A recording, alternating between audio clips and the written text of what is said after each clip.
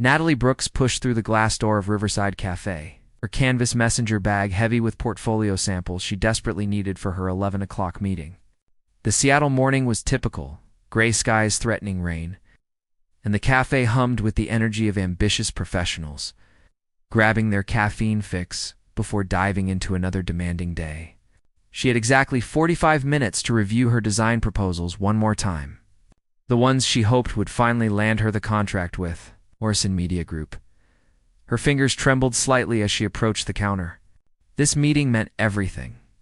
After 3 years of freelancing from her tiny studio apartment, barely making rent, this could be the breakthrough she needed. The barista, a cheerful woman with kind eyes, smiled at her approach. "Good morning. What can I get you today?" "Medium vanilla latte, please."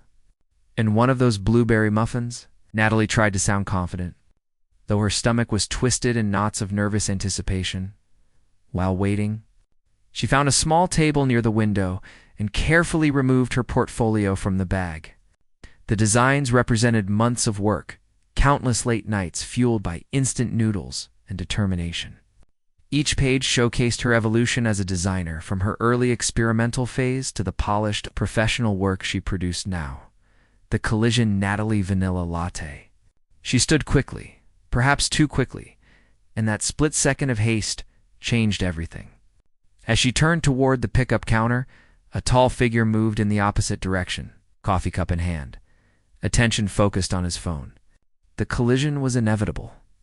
Hot liquid exploded between them. Natalie gasped as the scalding latte soaked through her burgundy blouse. But her horror multiplied when she saw the coffee splashing directly onto her open portfolio. The precious designs, her ticket to a better future, were being destroyed right before her eyes. No. She lunged for the portfolio, trying to salvage what she could, but the damage was catastrophic. Brown liquid pooled across her best work, the ink bleeding and blurring into abstract chaos. "Oh God, I am so sorry." A deep voice cut through her panic. I was not paying attention. "Please, let me help." Natalie looked up, ready to unleash her frustration, but the words died in her throat. The man standing before her was striking in an understated way. He had warm hazel eyes filled with genuine concern, dark brown hair slightly disheveled, and wore an expensive charcoal suit that somehow made him look approachable rather than intimidating. There was a dusting of stubble along his jaw, and a small dimple appeared when his face crumpled in mortification. "My portfolio," Natalie whispered, her voice breaking. "I have a meeting in less than an hour." This was everything. She felt tears prickling her eyes and hated herself for it. She was not someone who cried in public, but watching months of work literally dissolving felt like watching her dreams melt away. "Anne." Unexpected offer, the stranger immediately grabbed napkins, lots of them, and began carefully blotting the portfolio pages. His movements were gentle, methodical, as if he understood how precious these ruined papers were. "What kind of meeting?" he asked, his voice calm despite the chaos. "Pitch. Design contract. The biggest opportunity I have ever had." Natalie wiped her eyes quickly, trying to maintain some dignity. He studied her for a moment, those hazel eyes thoughtful and intense. Then he pulled out his phone. "Have a solution. My office is 10 minutes from here. We have a full design suite, professional printers, the works. If you have digital copies of these files, we could reprint everything in 30 minutes. High quality, better than the originals." Natalie stared at him. "Why would you do that?" "You don't even know me. 'Cause I just destroyed something important to you, and I want to make it right." He extended his hand. "Julian Pierce?" She hesitated only a moment before shaking it. His grip was warm and firm. "Natalie Brooks." "Oh, Natalie Brooks, I promise. I'm not a serial killer or anything creepy. I'm just someone who ruined your morning and wants to fix it. What do you say?" A leap of faith, every rational part of Natalie's brain screamed that this was ridiculous. You did not go to strange men's offices. You did not trust people this quickly. But as she looked at Julian, at the sincerity in his expression and the way he still held napkins carefully against her portfolio, something inside her decided to take the risk, she heard herself saying. "But we need to move fast." The relief that flooded Julian's face was almost comical. My car is right outside. I will get you there, get everything reprinted, and still have you at your meeting with time to spare." As they rushed out of the cafe, Julian carrying her ruined portfolio as if it were made of glass, Natalie caught a glimpse of his car. It was a sleek silver Tesla, understated but clearly expensive. Who was this man? The ride was quiet at first. Julian drove with focused precision, while Natalie pulled out her laptop, uploading files to a cloud drive he provided. But at a red light, he turned to her. "We're going to do great at this meeting. Anyone who puts that much heart into their work deserves success." Something in his tone made her look at him differently. There was a loneliness there, hidden beneath the confident exterior, a vulnerability that matched her own. "Thank you," she said softly, "for everything. Don't thank me yet. Let's get you that contract first." Neither of them realized in that moment that the spilled coffee was not just an accident. It was the universe pushing two lonely souls together, setting in motion a love story that would challenge everything they thought they knew about themselves and what they deserved. As the Tesla pulled into the underground parking of a gleaming downtown tower, Natalie took a deep breath. Her life was about to change in ways she could never have imagined. The elevator climbed smoothly toward the 42nd floor. Natalie watched the numbers light up with growing curiosity. Julian stood beside her, scrolling through his phone with practiced ease, occasionally glancing at her with a small smile that made her heart skip unexpectedly. The elevator walls were polished chrome, reflecting their images back at them, and she noticed how natural they looked standing together, despite being complete strangers an hour ago. When the doors opened, Natalie stepped into a reception area that took her breath away. Floor 2 ceiling windows offered a panoramic view of Seattle, the Space Needle rising elegantly in the distance. The modern furniture was arranged with artistic precision. Along one wall hung digital displays showcasing various tech innovations. Above the reception desk, sleek letters spelled out, "Pierce Technologies." "Wait," Natalie stopped abruptly, turning to face Julian. "Pierce Technologies? You're that Julian Pierce?" The tech entrepreneur who had revolutionized cloud security and built a billion-dollar empire by age 32. The man whose face graced business magazines and whose company was consistently ranked among the most innovative in the world. She had read about him, admired his rise from a small coding startup to this empire, but never imagined the man behind the legend would be standing in a coffee shop, apologizing for ruining her portfolio. Julian ran a hand through his hair, looking almost sheepish. "I was hoping to avoid that conversation for a bit longer. Does it change things?" "I don't know," Natalie answered honestly. "Should it?" Before Julian could respond, a woman in a crisp white blouse approached. She was in her 50s with silver-streaked hair pulled into an elegant bun and sharp, intelligent eyes that assessed Natalie quickly. "Mr. Pierce, your 9:30 meeting is waiting in conference room 3. They've been there for 10 minutes. Reschedule it, Patricia. Something important came up." Julian's tone was polite but firm. Patricia raised an eyebrow but nodded. Of course. Should I have coffee sent to the design lab?" "That would be perfect. And Patricia, this is Natalie Brooks. She's our priority this morning." The older woman's expression softened slightly as she looked at Natalie. "Welcome to Pierce Technologies. Ms. Brooks, I'll make sure you have everything you need." Julian led Natalie down a corridor lined with glass-walled offices where employees worked intently at their stations. Some glanced up as they passed, curiosity evident in their expressions. The design suite was a dream. Professional-grade computers, multiple large-format printers, a color calibration station, and every tool a designer could want. "This is incredible," Natalie breathed, setting her laptop on the nearest desk. "I built it for our in-house design team, but they won't mind sharing for a good cause." Julian pulled up a chair beside her. "Show me what we're working with." For the next 20 minutes, they worked in focused harmony. Natalie explained each design while Julian operated the printers, adjusted color settings, and offered surprisingly insightful feedback. He understood visual communication in a way that shocked her, pointing out subtle improvements that actually enhanced her work. "You have a good eye," she said, watching him examine a logo design with careful attention. "I started as a graphic designer, actually, before the coding took over." He smiled at her surprise. "I put myself through college doing freelance design work. Logo designs, website mock-ups, anything that paid the bills. I know exactly what you're going through." The admission changed something between them. Suddenly, Julian was not just the billionaire CEO.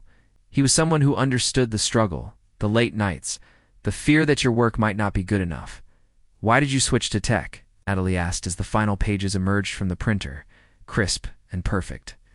Julian was quiet for a moment, his expression distant. "Oh, my younger sister got sick when I was 23, really sick. The hospital systems were a nightmare. Lost records, communication failures between doctors. I watched my brilliant sister suffer because technology was failing her." He paused, swallowing hard. "She didn't make it. But I promised myself I would build something that could prevent other families from going through that." Natalie felt her throat tighten. "Julian, I'm so sorry. Pierce Technologies started as medical software. We've since expanded, but that's still our core mission. Making systems that don't fail people when it matters most." He looked at her and she saw the pain he carried, the loss that drove him. "Money and success are nice, but they're not why I do this." She reached out instinctively, placing her hand over his. Your sister would be proud of you." His fingers curled around hers, warm and solid. For a moment they simply sat there. Two people who had been strangers an hour ago, but who now shared something deeper than small talk. Patricia knocked gently on the doorframe. "Miss Brooks, your portfolio is complete, and you have 40 minutes before your meeting. I took the liberty of having our driver ready to take you." Natalie gathered the pristine portfolio pages, each one better than her originals. She turned to Julian, struggling to find adequate words. "I don't know how to thank you. You saved me today. Have dinner with me." The words came out quickly, almost nervously. "Tonight, if your meeting goes well, let me take you to celebrate. If it doesn't, let me buy you comfort food, and we can complain about the unfairness of the universe." Natalie laughed, surprised by how much she wanted to say yes. "You don't have to do that. I want to." Julian stood, moving closer. "Look, I know this is fast and probably crazy, but I haven't felt this interested in getting to know someone in years. Maybe it's fate, or maybe it's just really good coffee shop karma, but I'd like to find out." She studied his face, seeing hope mixed with vulnerability. This was not the polished CEO from magazine covers. This was just Julian, asking for a chance. "Okay," Natalie agreed, feeling that same leap of faith sensation from earlier. "Dinner. But only if you promise to tell me more embarrassing stories about your design career." His smile transformed his entire face. "Deal. I have some truly awful logo designs from my college days that will make you feel much better about your own work." Natalie's meeting went better than she could have dreamed. The Morrison media executives loved her work, signed a 6-month contract on the spot, and even mentioned potential for expansion. She floated out of their office building feeling like she could fly. When Julian's text came through asking for her address, reality settled back in. She was going to dinner with Julian Pierce, billionaire, tech genius, and somehow a genuinely kind person who made her laugh. She chose a simple emerald dress that brought out the green flecks in her eyes, styled her honey blonde hair in loose waves, and applied minimal makeup. When the car arrived, she expected to be taken to some exclusive restaurant where she would feel out of place.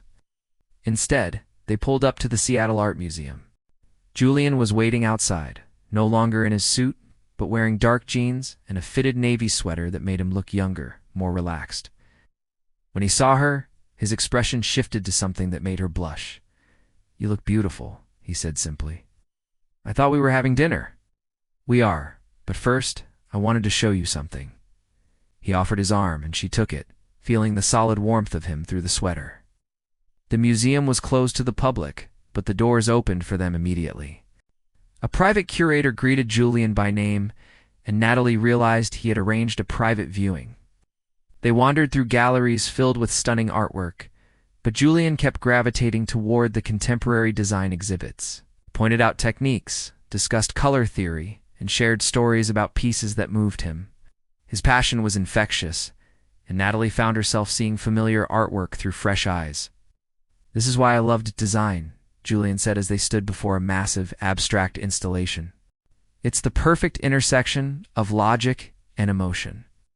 You have rules and principles. The magic happens when you break them in just the right way. Like spilling coffee on a stranger's portfolio," Natalie teased. He laughed, that genuine, unguarded sound she was coming to love. Exactly like that. They finally settled in the museum's private dining room, where a chef had prepared an intimate meal. Over pansered salmon and roasted vegetables, the conversation flowed effortlessly. Julian asked about her childhood, her dreams, what drove her to design. Natalie found herself sharing stories she rarely told anyone, about growing up with a single mother who worked 3 jobs, about using art as an escape from a chaotic home life. "Is that why you're so driven?" Julian asked, gently. "To prove something?" "Maybe," Natalie admitted. "My mom sacrificed everything for me. I want to make it mean something." "It already does. You're talented, Natalie. Not because of what you've overcome, but because you have genuine vision." His words settled into her heart, filling spaces she hadn't realized were empty. As dessert arrived, chocolate mousse with raspberry coulis, Julian grew quieter. Finally, he spoke. "I need to be honest about something. My life is complicated. There are expectations, people who want things from me, constant scrutiny. Dating me means dealing with all of that. And I understand if that's not what you want." Natalie set down her spoon, meeting his eyes directly. "What do you want, Julian?" "Want this. You. Real conversations with someone who sees me, not my bank account or my company. But I'm scared of messing it up." She reached across the table, taking his hand. "It's scared too. This is all happening so fast, and you're you, and I'm just starting to figure out my career. But I like how I feel when I'm with you, like I can be myself." "Then let's be scared together," Julian said, squeezing her fingers. "And see where this goes." As they left the museum, walking slowly through the quiet Seattle streets, neither wanted the evening to end. Julian draped his jacket over her shoulders against the cool night air, and Natalie leaned slightly into his warmth. She did not know then that their growing connection would soon face tests that would challenge everything. But in that moment, walking beside him under the streetlights, she allowed herself to simply feel happy. Sometimes the best love stories begin with spilled coffee and leap faith decisions. Sometimes they begin with 2 lonely people brave enough to reach for something real. Thanks for watching. Don't forget to like and subscribe for more stories like this one. See you next time.